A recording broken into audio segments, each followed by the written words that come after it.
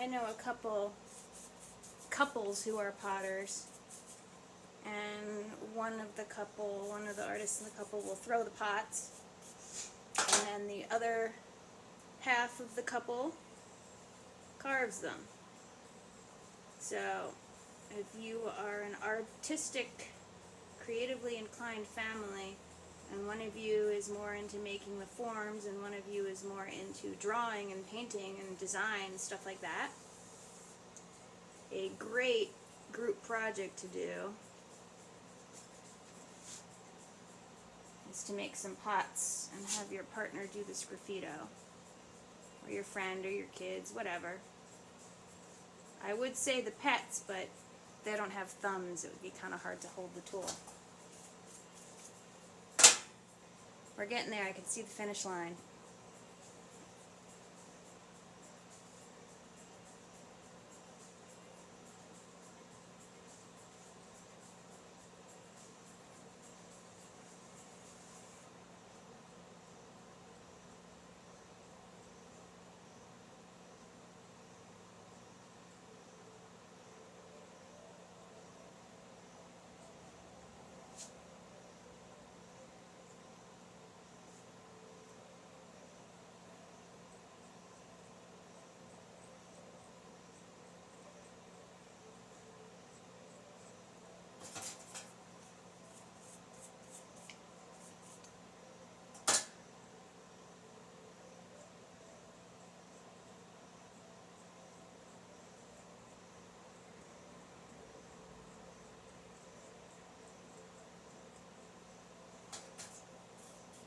The other thing I notice is that the warmth of my hands is drying the edge as I'm working on it.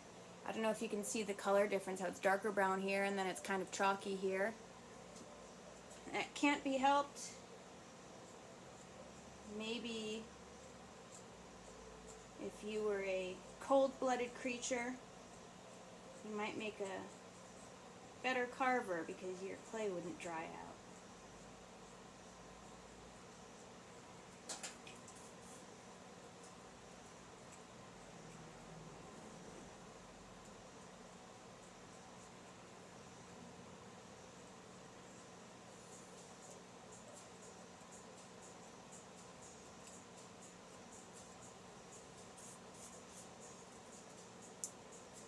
Getting there.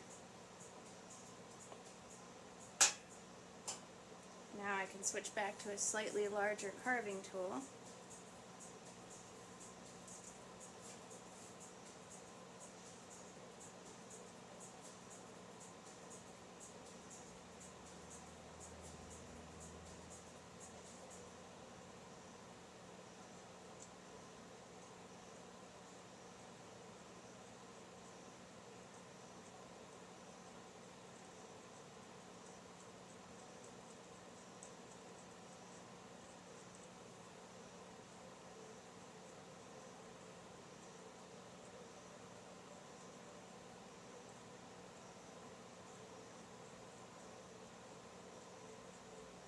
Sometimes it's hard to see the underlying designs under there.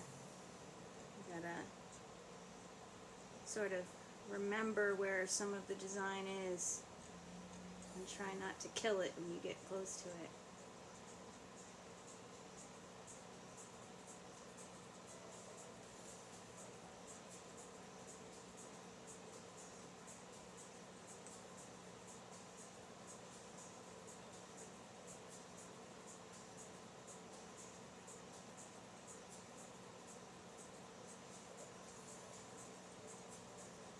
Now it's getting a little more difficult to do because I'm down towards the bottom where it's a little too dry.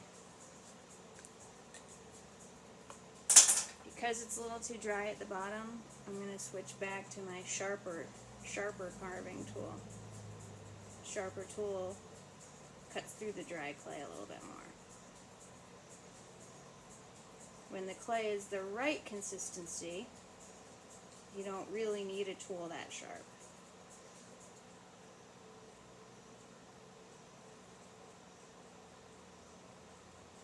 Now I'm just sort of guessing where that design is.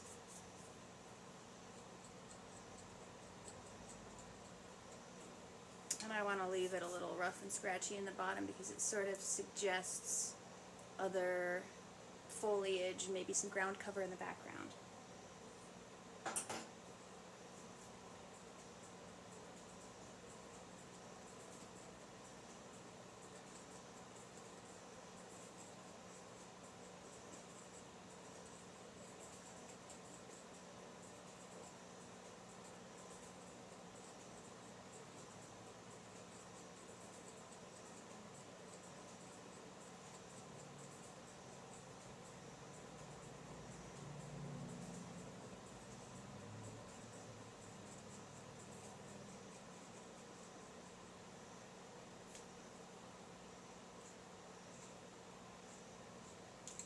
Yep, need that sharp tool for that crispy edge. Didn't mean for the edges to get that crispy.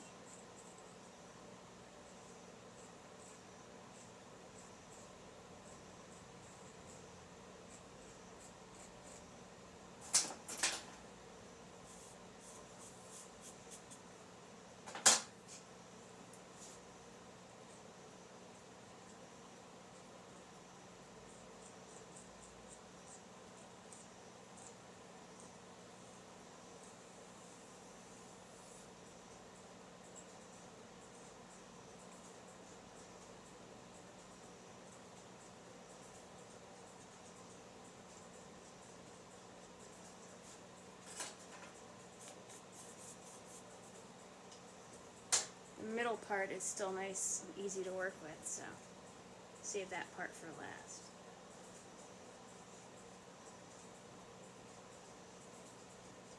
Since the edges dry fastest, I try to work on the edges first.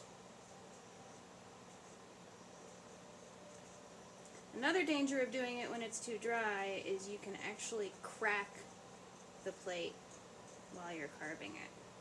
That's another reason why I'm not working straight on a table surface. A turble surface. That's why I'm not working straight onto the table. I have this pillow. I get pillows from thrift stores, whatever.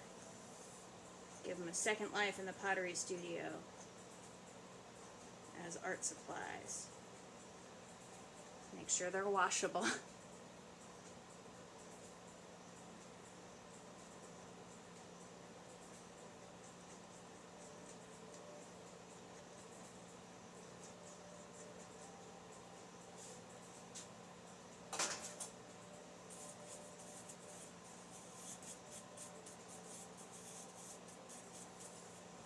Looking good. Now we're ready for the last final little details. These are all going to be birch trees. So because they're birch trees, they have to have those few little lines. You know, they have those little dots and stuff. Sort of like that.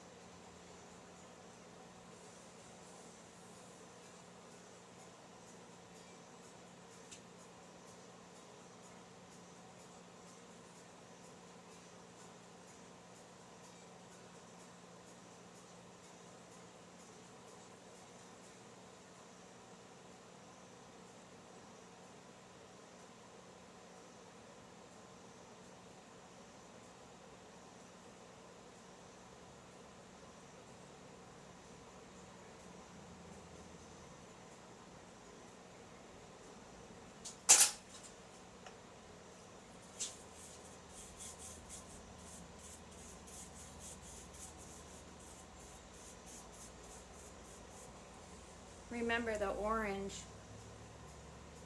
is all going to burn away in the kiln. Okay. got just a couple little details to go. First, I have to remember to sign my work.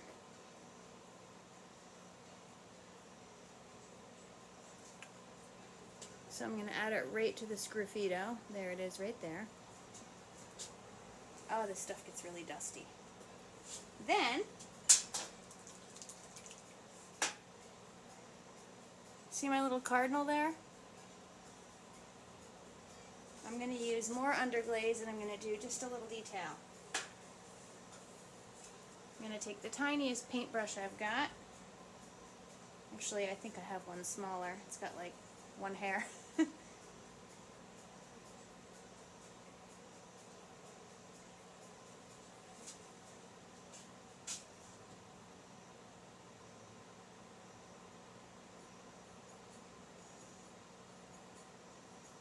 And very carefully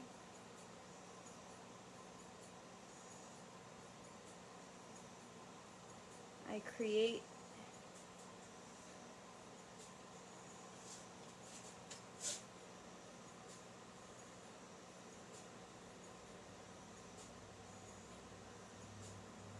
my little red cardinal. His mate, who is brown, because the males are the flashy red ones and the females are the brown ones, his mate must be around here somewhere, but she probably blends into the forest. And that's going to give it just that extra little special touch.